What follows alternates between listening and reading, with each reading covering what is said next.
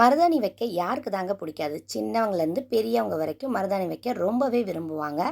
நம்ம கஷ்டப்பட்டு அரைச்சி, அத கொஞ்ச நேரம் கையில வச்சுட்டு, அத பார்க்கும்போது செவக்கலைன்னா மனசுக்கு ரொம்பவே வருத்தமா இருக்கும்.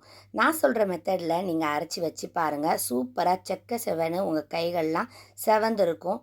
2லேருந்து 3 மாசம் வரைக்கும் அது அழியாம சூப்பரா இருக்கும். நான் எந்த மெத்தட்ல மருதாணி அரைச்சி வைக்கிறேங்கிறத நீங்க இன்னைக்கு பாருங்க. ரொம்பவே யூஸ்ஃபுல்லா இருக்கும். மருதாணி இலை எல்லாத்தையும் எடுத்தாச்சு. மருதாணி இலைய எடுத்துட்டு நல்லா வாஷ் பண்ணா கூட நீங்க நல்லா தண்ணி இல்லாம வடிகட்டி எடுத்துக்கங்க. இப்போ இத நான் மிக்ஸி ஜார்ல எல்லாத்தையும் போட்டுக்கிறேன். நான் வாங்கிட்டு வந்த மருதாணி நல்ல சுத்தமா இருந்தனால நான் கழுவல. அப்படியே தான் மிக்ஸி ஜார்ல போட்டுக்கிறேன். இது கூட வீட்ல இருக்கிற பொருட்கள தான் நான் சேர்க்க போறேன். நல்ல சிவப்பாறதுக்கு. மஞ்சத்தூள் 1 ஸ்பூன் சேர்த்துக்கிறேன். சர்க்கரை இருக்கு இல்லையா? அது 1 ஸ்பூன் சேர்த்துக்கிறேன். அடுத்தது கிராம்பு தாங்க சேர்த்துக்க போகிறேன். ஒரு 4 கிராம்பு சேர்த்துக்கிறேன். இப்போ இது கூட ஒரு சின்ன துண்டு புளி பாருங்கள், இந்த அளவுக்கு புளி சேர்த்துக்குங்க.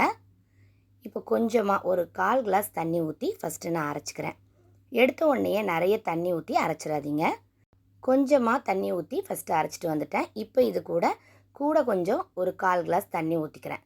இந்த மாதிரி கொஞ்சம் கொஞ்சமாக தண்ணி ஊற்றி அரைங்க. ரொம்ப தண்ணி ஆயிடுச்சுன்னா நம்ம வைக்க முடியாது. அதனால் பார்த்து தண்ணி சேர்த்துக்குங்க. இந்த அளவுக்கு நல்லா பசுமையாக அரைச்சிக்கணும். கொஞ்சம் கொஞ்சமாக நான் மொத்தமாக ஒரு 1/2 கிளாஸ் அளவுக்கு தான் தண்ணி ஊற்றிருப்பேன். அதுக்கு மேலே ஊற்றலை. மருதாணி அரைக்கும் போது ரொம்ப ரொம்ப இம்பார்ட்டன்ட் தண்ணி நம்ம பார்த்து பார்த்து ஊற்றி அரைக்கிறது தான். ரொம்ப தண்ணி ஆயிடுச்சுன்னா கையில் நம்ம வைக்க முடியாது. வச்சோன்னா கீழே வந்து விழுந்துகிட்டே இருக்கும். அதனால் இந்த கன்சிஸ்டன்சியில் நல்லா அழகாக நைஸாக அரைச்சி எடுத்துக்குங்க. இப்போ எல்லாத்தையும் அரைச்சிட்டு நான் எடுத்து வச்சாச்சு. இதை அரைச்ச உடனேயும் நீங்கள் வைக்கலாம். இல்லட்டா கொஞ்சம் நேரம் கழித்து கூட உங்களுக்கு டைம் இருக்கும் போது வச்சுக்கலாம்.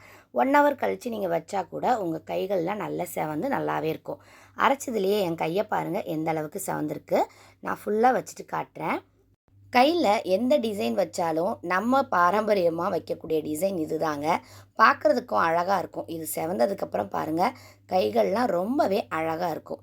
குழந்தைங்களும் இதை விரும்பி வைப்பாங்க. ஏன்னா மருதாணி வச்சோன்னா 2 மாதம் வரைக்கும் அதோட கலர் போகவே செய்யாது. ரொம்ப சூப்பராக இருக்கும். நான் கைகளெல்லாம் கழுவிட்டேன். கழுவின உடனே நல்லெண்ணெய் கொஞ்சம் தேய்ச்சி நாங்கள் கையில் அப்ளை பண்ணிக்கிட்டோம். கொஞ்சம் நேரத்துலேயே சூப்பராக இந்த மாதிரி செவந்து வந்துடுச்சு. பாருங்கள் எந்த அளவுக்கு இது சிவப்பாக இருக்குன்னு. பார்க்குறதுக்கும் அழகாக இருக்கும். அதே நேரத்தில் மருதாணியை நம்ம கைகளில் வைக்கிறதுனால நிறைய மருத்துவ குணமும் இருக்குது. நிறைய பேருக்கு இது தெரிஞ்சுக்குன்னு நினைக்கிறேன். உடல் சூட்டை குறைக்கிறதுக்கு ரொம்பவே உதவுது. இந்த மெத்தடில் நீங்களும் மருதாணியை அரைச்சி வச்சு பாருங்கள். ரொம்ப ரொம்ப சூப்பராக இருக்கும். மருதாணி வச்சதுனால கைகள்லாம் ரொம்பவே வாசமாக இருக்கும்.